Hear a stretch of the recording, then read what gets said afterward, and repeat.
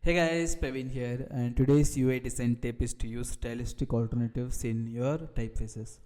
So, probably the most used font in web design right now is Inter, but if you want to differentiate yourself while using Inter itself, you can try stylistic alternatives.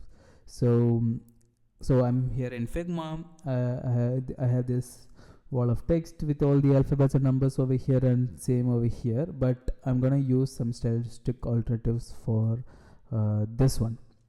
So let me just go into details over here for this font, enter font, and I'm gonna select stylistic alternatives here.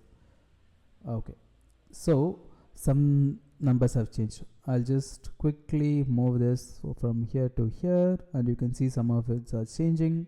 So this A is now story A, one story A like this, and just G has changed.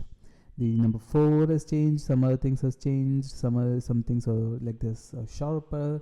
So this just gives some variation with the same font. So things like this L has changed. So this just gives some variation with the same font that we have, but it differentiates ourselves not too much, but it's still the same font with some letters changed. So you can go to this character variants and see all the things that are changeable over here. So this just gives some updated look, some modernized look, so you don't have to change all the things. So if you like this L instead of this L, you can just keep it. If you like this G instead of this G, you can just keep it. But if you want to give give a typeface some little tweaks just to make it better, just to differentiate it, use stylistic alternatives. Let's see for the Geist font over here. So this is the normal, and I'm going to change the stylistic alternatives to this one.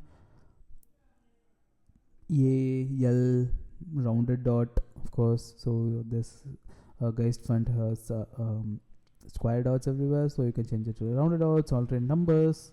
So yeah, so if you can see here, A is changed, all the numbers has changed. So this just gives some unique things to your font.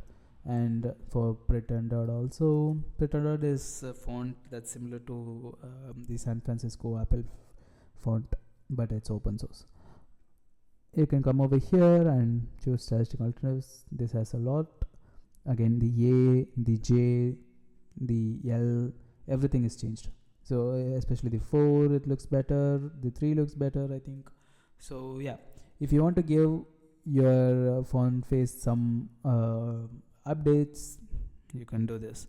And this is not just for Figma, you can update this in code also. So if you can see here, I have the Geist font over here for my website, and it uses some stylistic alternatives. So for the HTML tag, I added a class called font feature settings. So if you use this attribute, you can just select which stylistic alternates you can choose. So I have here SS2, SS3, SS9 enabled. So maybe if you can see the AL over here, I'll just remove the alternate settings, font feature settings, and you can see it's changing, right? So I'm just removing it and adding it back in. So yeah, if I just have the Geist font, it looks good, but it's similar to all the other websites that use Geist font. I'm just adding something that I like, some other else that I like, A that I like. So it has some more characters, it has some more personality that's unique to your website.